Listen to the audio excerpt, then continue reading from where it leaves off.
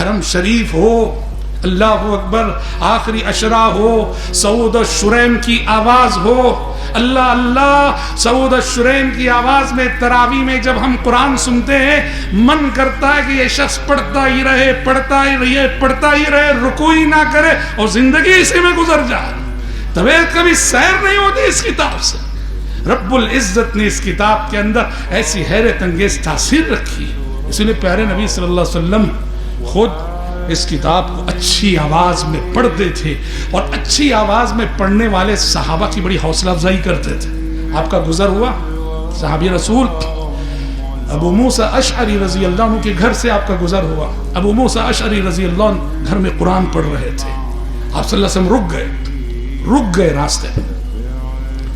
ابو موسیٰ اشعری رضی اللہ عنہ کی تلاوت سنی آپ۔ حضرت ابو موسیٰ کو خبر نہیں کہ پیارے نبی تلاوت سن رہے ہو، بہت پیارے انداز میں پڑھتے تھے حضرت ابو موسیٰ اشعری رضی اللہ عنہ۔ اور جب تلاوت ختم ہوئی پیارے نبی گھر چلے گئے۔ بعد میں جب حضرت ابو موسیٰ اشعری رضی اللہ عنہ آپ کی خدمت میں پہنچے تو پیارے نبی نے کہا، ابو موسیٰ کل رات تمہارے گھر سے میرا گزر ہوا، قرآن پڑھ رہے تھے تم، میں نے رک کر تمہاری تلاوت سنی۔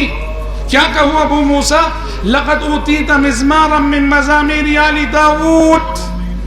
کیا پیاری آواز اور کیا پیارا انداز، لگتا ہے کہ اللہ نے تمہیں داؤد علیہ السلام کی سروں میں سے ایک سر دے دی ہے۔ داؤد علیہ السلام جب زبور پڑھتے تھے اتنی پیاری آواز تھی، اتنا پیارا انداز تھا کہ ان کی آواز سے کائنات کی وہ مخلوقات متاثر ہوتی تھی جنہیں ہم پرند کہتے ہیں۔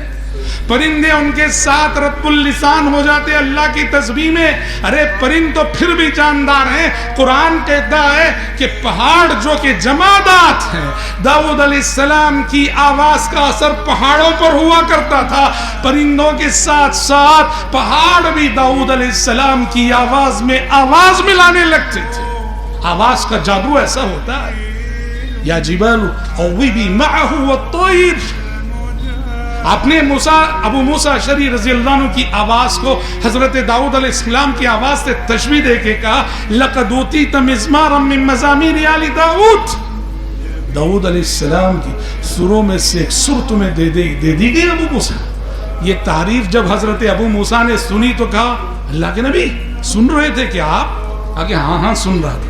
کہا اللہ کے نبی اگر مجھے معلوم ہوتا کہ آپ سن رہے ہیں لحبرتہ لک تحبیرا، اور زبردست انداز میں پڑھتا اللہ کے نبی اگر معلوم ہوتا کہ آپ سن رہے ہیں۔ کیونکہ نبی کی دعا لینا بھی سعادت کی بات ہے، نبی کو خوش کر کے نبی اور پیغمبر کی دعا لینا شرف کی بات ہے۔ کہا مجھے معلوم ہوتا کہ آپ سن رہے ہیں تو اور زبردست بنا کے پڑھا کرتا تھا۔ خوش نصیب ہیں وہ بچے، خوش نصیب ہیں وہ نوجوان جنہیں حسن صوت کی دولت نصیب ہے اور جن کی زندگیوں میں قرآن مجید کے ساتھ قرآن مجید کی تلاوت کا اہتمام پیدا